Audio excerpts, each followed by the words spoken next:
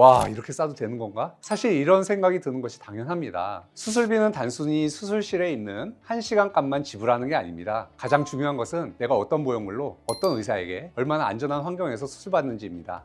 요즘 가슴 성형 관련해서 찾아보면 눈에 확 들어오는 문구들이 많아요. 199만 원 가슴 성형 이벤트, 이번 달 한정 할인, 선착순 특별가 등등. 이런 문구들을 보시면 대부분 이런 생각을 하시게 될 텐데요. 와, 이렇게 싸도 되는 건가? 사실 이런 생각이 드는 것이 당연합니다. 그런데 동시에 이게 정말 가능한 가격일까? 혹은 혹시 나중에 추가 비용이 붙는 건 아닐까? 이런 걱정도 많이 드는 경우가 많은데요. 왜냐하면 가슴 성형이라는 수술은 단순히 물건을 하나 구매하는 개념이 아니라 내 몸에 직접 변화를 주는 과정이기 때문에 자연스럽게 더 신중해질 수밖에 없기 때문입니다. 인터넷이나 SNS를 보다 보면 가격 정보는 굉장히 많지만 정작 그 가격 안에 어떤 내용이 포함되어 있는지까지 자세하게 설명된 경우는 많지 않습니다. 그래서 어떤 분들은 일단 싸니까 예약부터 해보자 라고 생각하시기도 하고, 또 어떤 분들은 너무 싼 건 오히려 불안하다 라고 느끼시기도 합니다. 이 두 가지 반응 모두 굉장히 자연스러운 반응입니다. 잘못된 판단이라기보다는 정보가 충분하지 않을 때 생기는 고민에 가깝다고 보시면 될 것 같아요. 특히 가슴 성형은 보형물의 종류, 수술 방법, 마취 방법, 그리고 수술 후 관리까지 여러 요소가 함께 맞물려 있는 수술이기 때문에 가격이라는 숫자 하나만 보고 모든 걸 판단하기에는 조금 부족한 부분이 있을 것 같습니다. 그래서 오늘은 이벤트 가격이 무조건 위험하다 혹은 정가가 아니면 불안하다, 이런 극단적인 이야기를 드리려는 것이 아니라 가슴 성형 가격을 볼 때 어떤 기준으로 바라보면 되는지, 그리고 상담받을 때 어떤 부분을 체크해보면 도움이 되는지에 대해서 조금 더 현실적인 이야기를 나눠보려고 합니다.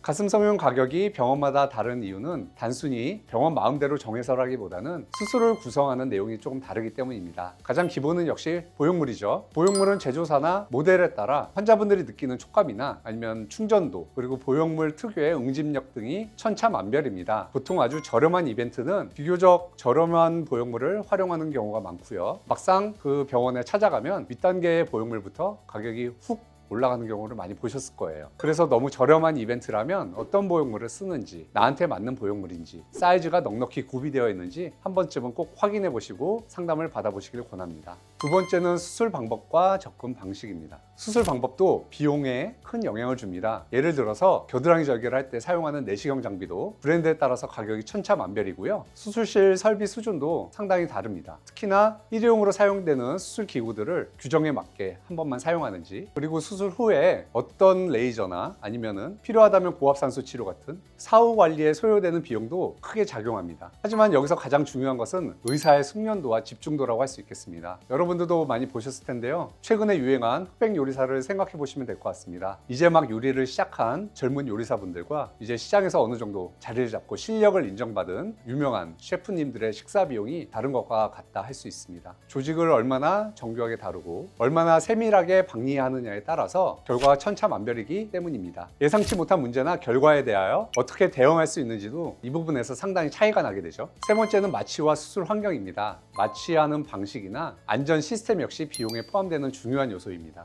마취를 단순히 이렇게 잠에 드는 과정이라고 생각하시면 안 되고요. 환자분의 생체 활력 징후를 실시간으로 모니터링하면서 안전을 책임지는 매우 중요한 과정이죠. 수술하는 의사가 환자의 마취 정도와 활력 징후도 챙겨야 하는 경우에는 수술에 집중하기 어렵고 만에 하나 있을지도 모르는 사고에 대처하기가 어렵습니다. 마취과 전문의 선생님이 마취를 전담하여 수술하는 의사는 수술에만 오롯이 집중할 수 있는 환경이 갖추어져 있는지는 환자분의 안전과 매우 중요한 연관이 있습니다. 이런 안전 체계를 유지하는 비용은 겉으로는 드러나지 않지만 수술의 질과 결과를 결정하는 핵심적인 요소라 할 수 있죠. 마지막으로 수술 후 관리입니다. 수술 후 가장 놓치기 쉬운 점은 환자분의 경과 관리와 어떻게 보장해 드리는지에 대한 부분입니다. 이것 또한 수술비에 포함되는 아주 중요한 요소라고 할 수 있죠. 수술비는 단순히 수술실에 있는 1시간 값만 지불하는 게 아닙니다. 수술 후에 발생하는 붓기 관리, 통증 케어, 그리고 흉터에 대한 레이저 관리 등 혹시라도 문제가 생겼을 때 병원이 얼마나 책임지고 대처해 주는지가 다 포함된 비용이라 할 수 있죠.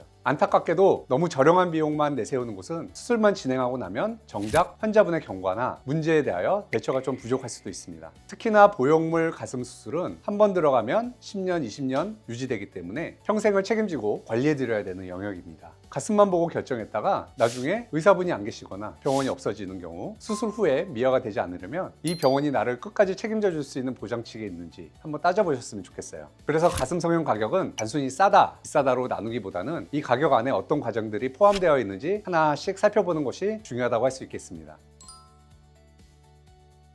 그렇다면 수많은 가슴 성형 광고와 범람하는 가격 이벤트 속에서 우리는 어떤 기준으로 병원을 선택하는 게 좋을까요? 가장 현실적인 기준은 숫자가 아니라 수술에 대해서 원장님이 얼마나 열의를 가지고 설명해 주는가일 것 같습니다. 상담을 받을 때 어떤 보형물을 넣으면 좋겠다, 이 보형물은 최고다라는 식의 비싼 수술 가격을 유도하는지, 아니면 나의 체형과 조직 상태 그리고 직업이나 취미까지 고려해서 최선의 보형물과 수술법을 추천해 주는지 체크해 보세요. 막상 값비싼 보형물을 선택해도 만족도가 떨어지는 분들도 있고요. 상대적으로 가격이 저렴한 보형물을 선택해도 만족스럽게 오랫동안 문제없이 가져가시는 분들도 계십니다. 특히 보형물 가슴 성형은 한 번의 수술로 끝나는 소비 과정이 아니라 10년, 20년, 평생을 내 몸과 함께 가는 장기적인 선택이 될 수 있습니다. 따라서 수술 비용에는 단순히 집도 비용뿐만 아니라 경험 많은 전문의의 안전한 마취, 수술 후에 체계적인 관리, 그리고 혹시 모를 문제 발생 시에 나를 끝까지 책임져줄 안전장치 비용이 모두 포함되어 있다는 점을 이해해 주셨으면 좋겠어요. 결국 가격은 이 모든 설명을 충분히 듣고 이해한 뒤에 마지막으로 참고하셔도 늦지 않겠습니다. 오히려 내 몸을 위한 회복 과정과 관리 계획이 얼마나 명확한지 듣고 나면 왜 이 가격이 책정되었는지, 그리고 어떤 부분에서 나의 안전을 위한 비용이 투자되는지 자연스럽게 이해하게 되실 것 같아요.